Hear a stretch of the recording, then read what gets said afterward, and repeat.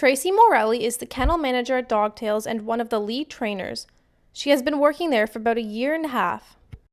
So I work with the dogs, rehabilitating them and getting them ready for adoption. She's worked with animals all her life, but before she worked at Dogtails, she was a martial arts instructor. Even though you don't think it kind of coincides with the other, you've got to learn a lot of patience. And learning a lot of patience and doing what I was doing before and transitioning it into this helped me out a lot. She first heard about Dogtails through a friend who had visited the sanctuary. I came by to visit one day, and then I was going to volunteer. They wanted me to try out for the position, so I decided to try out for the position and started working here.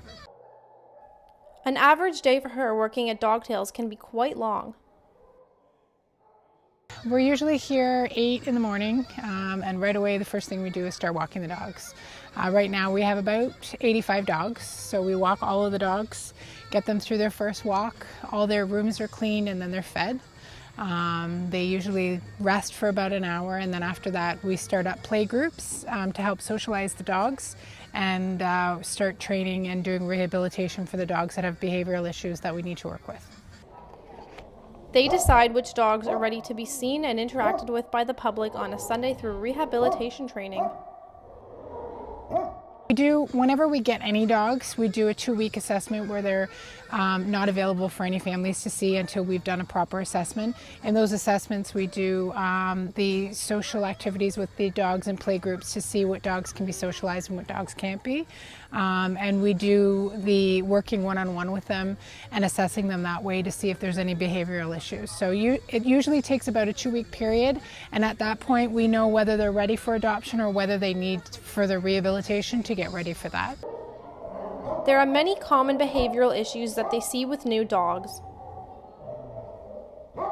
Common ones would be resource guarding, guarding their food, guarding toys, guarding their beds. A lot of the dogs that have come here, they've never been in a home environment before, so anything that's theirs, they want to protect it because they don't want anyone else to take it. So we work with them to teach them that it's always going to be there. It's okay to share. Some of them will get to a position where they can be maintained doing that. They'll never really get over that, or the smallest little thing may revert them back into doing that. So we work with families in those situations. A family that's been they've had issues like this before in the past, or they've worked with dogs in the past. So we'll look for families like that that can go on with these dogs, or we'll continue to work with them ourselves and then work with the family that's going to adopt them to show them how to continue the work in progress that we've started. These dogs are rescued from all environments and from many different countries. So we get dogs that are being surrendered to us from families that can no longer care for them. We have dogs that are brought to us from the animal control, SPCA, that have behavioral issues. They want to see if we can work with them to get them to a point where they can be rehabilitated and adopted out.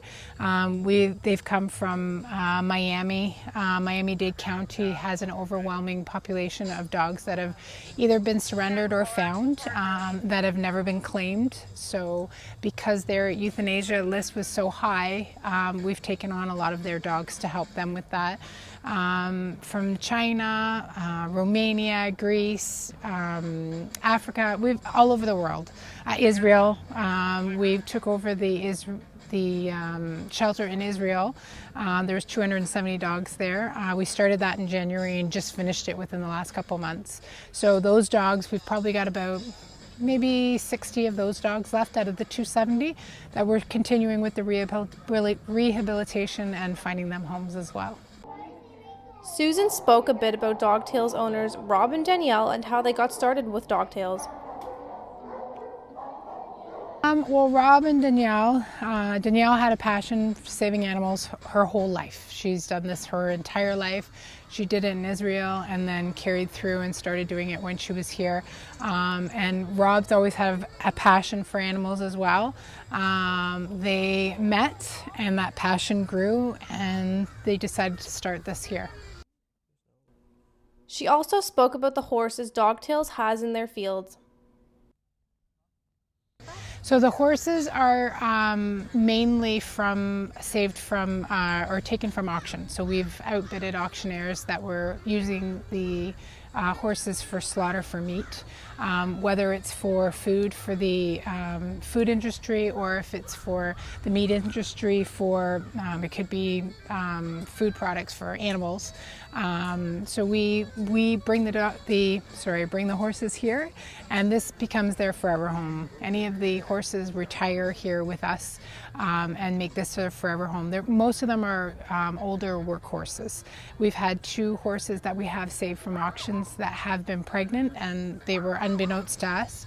When they've been brought here, we've realized over a period of time that they are pregnant, and they've had 2 foals on the property from this, so it's pretty exciting. Caring for and maintaining the horses is hard work, she says. I see them out there every day, cleaning up after the horses and getting grain for the horses and hay for the horses. Certain horses are brought in at night when it's very cold out. The horses are blanketed.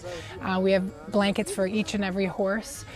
We do have some miniature ponies, donkeys, and cows that are brought into the stables every night because of the coyotes that are here. So it is a lot of work for them as well, but it's very worth it. There are many things she wants the general public to know about Dogtails. It's not just about adopting dogs. It's an amazing place. Not just what we provide here for the families, but just seeing the scenery, the view, the area itself, the landscape, and everything that we represent in the welfare of the animals that are here.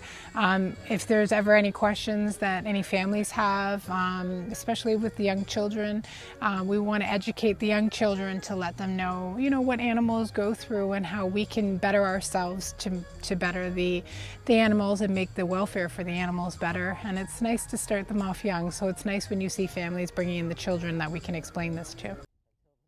She says she creates a new favorite memory working there every day. Every day is a favorite memory for me. When I see the dogs that I've built a bond with and found their forever home, and I see that final picture to get them adopted and sent home, for me every day is a memory.